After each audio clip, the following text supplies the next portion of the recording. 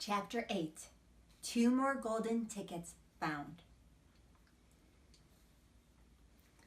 That evening, Mr. Bucket's newspaper announced the finding not only the 3rd golden ticket, but the 4th as well. 2 golden tickets found today, screamed the headlines. Only 1 more left. All right, said Grandpa Joe, when the whole family was gathered in the old people's room after supper. Let's hear who found them.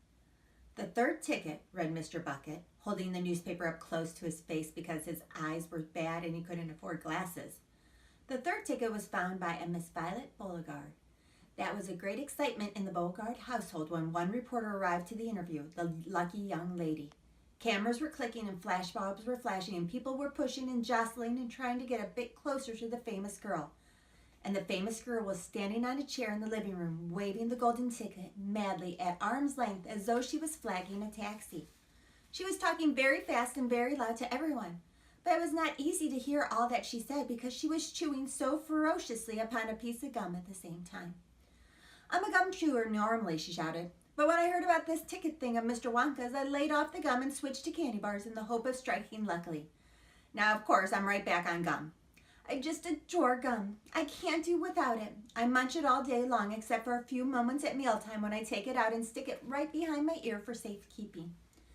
To tell you the honest truth, I simply wouldn't feel comfortable if I didn't have the little wedge of gum to chew on every moment of the day. I really wouldn't.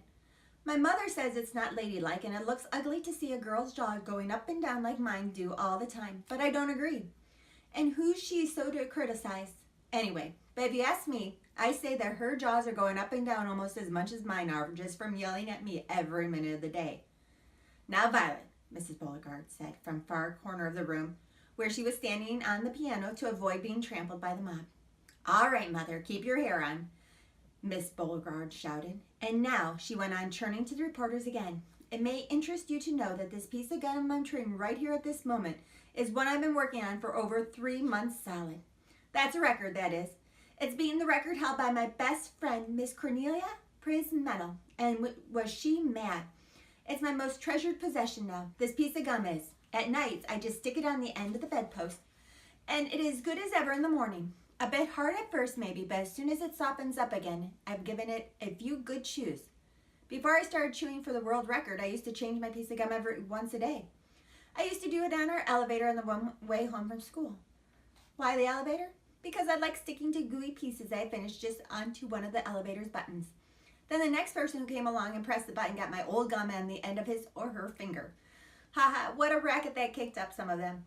You get the best results with women who have expensive gloves on. Oh yes, I'm thrilled to be going to Mr. Wonka's factory, and I understand that afterwards he's going to give me enough gum to last me for the rest of my whole life. Whoopee, hooray! Beastly girl, said Grandma Josephine. Despicable, said Grandma Georgine. She'll come to a sticky end one day, chewing all that gum, you see if she doesn't. And who got the 4th golden ticket, Daddy? Charlie asked. Now let me see, said Mr. Bucket, peering at the newspaper again. Ah, yes, here we are. The 4th golden ticket, he read, was found by a boy called Mike TV. Another bad lot I've found, muttered Grandma Josephine. Don't interrupt, Grandma, said Mrs. Bucket. The TV household, said Mr. Bucket, going on with his reading, was crammed like all the others with excited visitors with one reporter arrived, but young Mike TV, the lucky winner, seemed extremely annoyed by the whole business. Can't you fools see I'm watching television, he said angrily. I wish you wouldn't interrupt.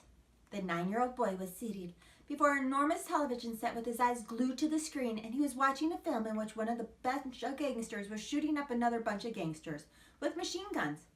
Mike TV himself had no less than 18 toy pistols of various sizes hanging from his belts around his body. And every now and again he would leap up into the air and fire off a half a dozen rounds from one another of those weapons. Quiet, he shouted when someone tried to ask him a question. Didn't I tell you not to interrupt? This show's an absolute whiz-banger. It's terrific.